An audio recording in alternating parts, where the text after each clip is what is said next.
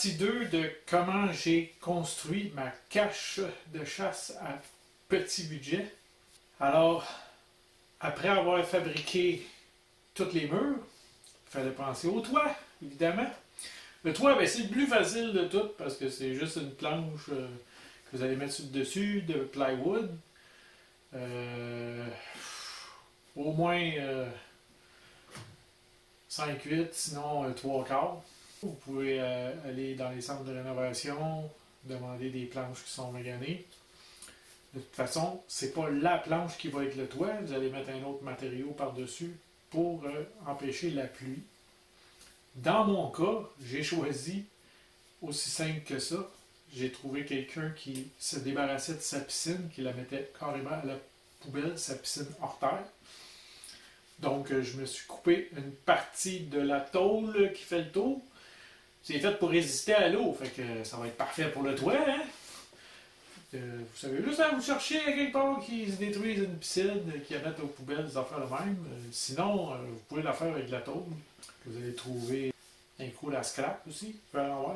La finition pour la peinture, ça aussi, le meilleur truc, c'est d'aller faire le tour des centres de rénovation. Vous allez dans la section de peinture, puis ils ont tout le temps, je dis tout le temps, mais presque, là, mais ça dépend des places. Ça dépend des employés qui ont eu, puis comment ils se sont trompés dans la peinture, mais bien souvent, ils ont de la peinture intérieure, extérieure, de la teinture extérieure.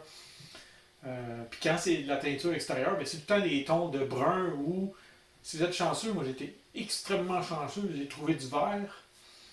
Pareil comme si c'est de la peinture extérieure, du beau vert pour faire les feuilles, les arbres que j'ai peinturés sur la cache. Un pot comme ça, déjà mélangé, ça m'a coûté 4$. Puis j'ai acheté un gros gallon de vernis extérieur, diamant aussi, le même. Je pense que c'est. Non, c'est pas la même affaire, mais c'est pour l'extérieur, c'est la teinture extérieure. Semi-opaque, ça veut dire qu'on voit à travers, puis ça c'est fantastique. Si vous trouvez ça, moi je l'ai trouvé dans le vert, fait que c'était fantastique, là. Je veux dire, la cache va être dans les airs. Couleur feuille, il ne peut pas avoir mieux que ça. Puis semi-opaque, ben avec les panneaux de cèdre, chose, quand on le peinture, ben, ça devient vert, mais ça fait une texture dans le bois. Fait que ça, c'est. Moi, je capotais. Je dis, Colin, j'ai même pas besoin de faire camo, ça va déjà faire ça. Je vais juste dessiner une coupe d'arbres pour la faire fondre, puis ça va disparaître. Pour faire les arbres, j'ai utilisé ma peinture verte. Donc, j'ai commencé par faire un arbre à la fois. Ensuite, j'avais une autre teinture brune foncée qui traînait dans mes pots, mais vous pouvez l'acheter aussi de la même façon pour 4$. Donc, je peinture le vert, puis ensuite, avec le même pinceau, je ne prends même pas le temps de chose, on trempe dans le brun, on vient faire des lignes dedans par-dessus pour mélanger un peu, puis ça fait un arbre texturé encore, ça fait encore plus réaliste. C'est pour ça sur les photos que vous voyez que les arbres ils ont l'air avec des ombres et tout, fait qu'il suffit de mettre plus de brun d'un bord pour que ça fasse comme foncé et pâle. Puis ça va donner ce résultat-là. À l'intérieur, je veux installer des panneaux en fonte comme ça. Donc, je vais mettre sur le plancher.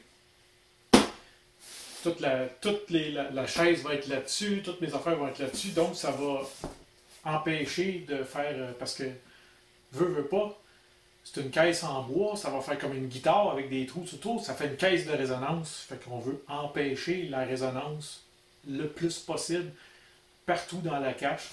En mettant ça, ben, ça absorbe les sons, ça absorbe tout, les coups, et puis sur les murs, encore là, je vais essayer de faire les vidanges pour trouver des tapis, du monde qui jette des vieux tapis, puis tout le kit pour tapisser le mur. Avec le tapis, ça absorbe aussi les sons. J'ai déjà chassé dans une cache avec des chevreuils en avant de moi, puis j'ai éternué dans la cache qui avait du tapis partout. Il n'y en a pas un qui s'est retourné de bord, je vous le garantis. Pour les fenêtres, je vais installer des panneaux de plexiglas. J'ai pas encore décidé la façon que je vais les faire ouvrir ou les faire tenir ouverts. Ça va être au printemps quand je vais sortir la cage pour décider ça, mais le plexiglas, je l'ai acheté évidemment neuf, mais c'est des feuilles de 4 pieds par 2 pieds. Puis comme mes trous ils ont un pied, ben, je peux les couper en plein centre. Ça me prend 2 feuilles pour faire les 4 fenêtres que j'ai au total. Puis je pense que ça me coûte à peu près 20$ la feuille. C'est pas très cher. Celle-là, je vais vous dire, c'est où, là? C'est chez Canac. Ils sont vraiment pas dispendieux. J'ai d'autres choses que je veux faire aussi sur la cache. Je veux mettre une pôle avec une corde pour monter mon arbalète. On va prendre un escabeau, ces choses-là.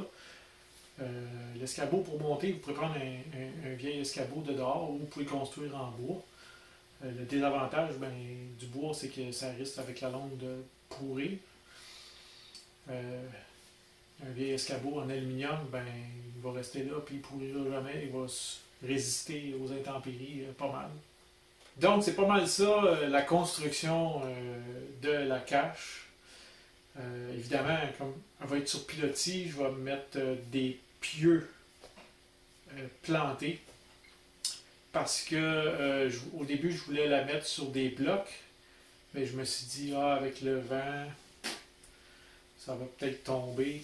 Donc, je vais acheter 4 pieux, c'est 10$ encore dans les centres de rénovation, c'est pas cher, fait que ça va être 40$ pour les 4 pattes. Vous avez d'autres trucs, gênez-vous pas, hein? Écrivez-les dans les commentaires. Hein? Je vous invite à revenir au printemps pour l'installation, puis voir qu'est-ce que ça a l'air, qu'est-ce que ça va donner. Et sur ce, bonne chasse, c'est pas fini. Puis, abonnez-vous, mettez un commentaire, mettez un like, je l'apprécie beaucoup tout le temps. Et à la prochaine vidéo. Ciao!